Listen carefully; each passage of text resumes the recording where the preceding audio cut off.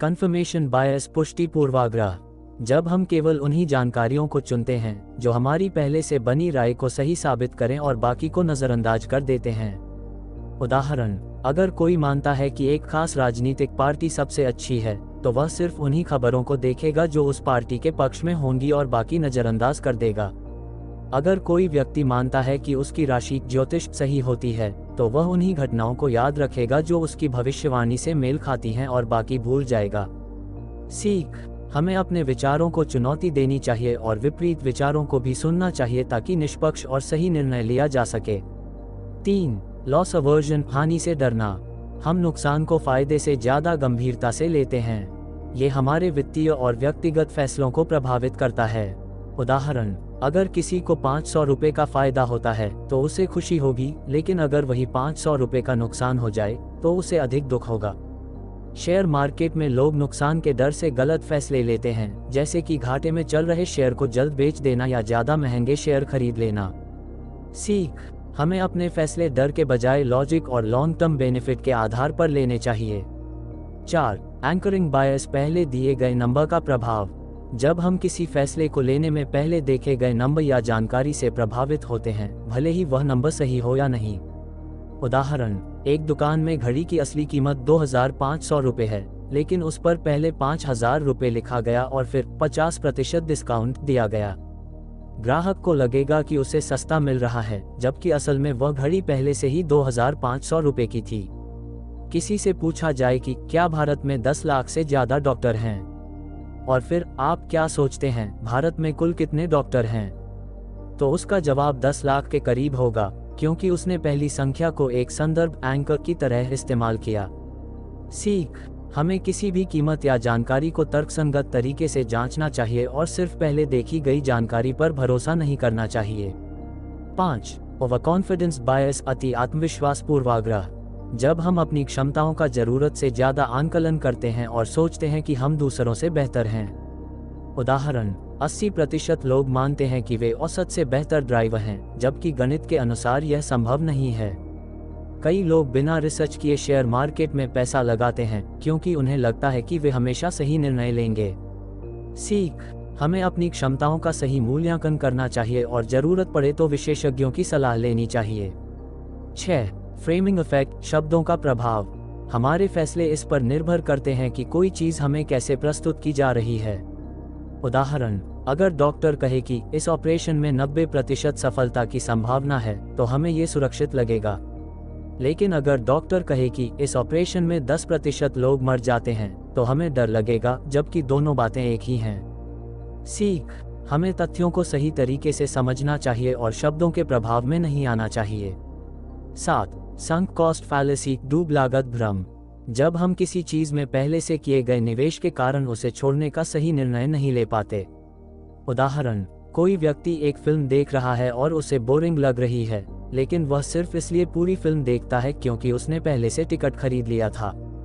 कोई बिजनेस घाटे में जा रहा है, लेकिन मालिक उसे सिर्फ इसलिए बंद नहीं करता क्योंकि उसने पहले ही बहुत पैसा लगा दिया है। सीख, हमें ये देखना चाहिए कि भविष्य में हमें क्या फायदा होगा, न कि यह कि हमने पहले कितना निवेश किया है। 8. द हेलो इफेक्ट, छवि प्रभाव। जब हम किसी व्यक्ति या चीज के एक गुण के आधार पर उसकी पूरी छवि बना लेते हैं। उदाहरण, अगर कोई व्यक्ति दिखने में आकर्षक है, तो हम मान लेते हैं कि वह समझदार और अच्छा इंसान भी होगा, जबकि यह जरूरी नहीं है। किसी बड़े ब्रांड का फोन अच्छा होता है, तो हम मान लेते हैं कि उसके सभी प्रोडक्ट अच्छे होंगे।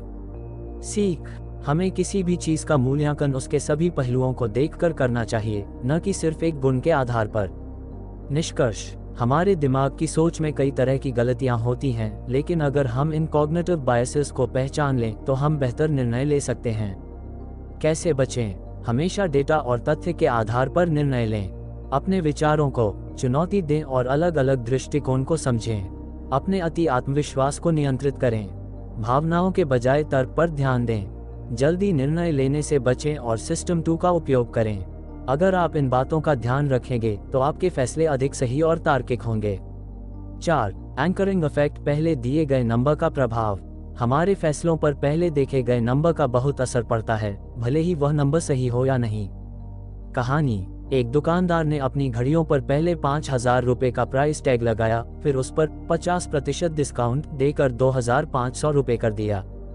ग्राहकों को लगा कि उन्हें अच्छा ऑफर मिल रहा है, लेकिन असल में घड़ी की सही कीमत 2,500 रुपये ही थी। सीख: हमें हमेशा चीज़ों की वास्तविक कीमत और मूल्य की जांच करनी चाहिए। डिस्काउंट और ऑफर देखकर तुरंत खरीदने का फैसला नहीं करना चाहिए।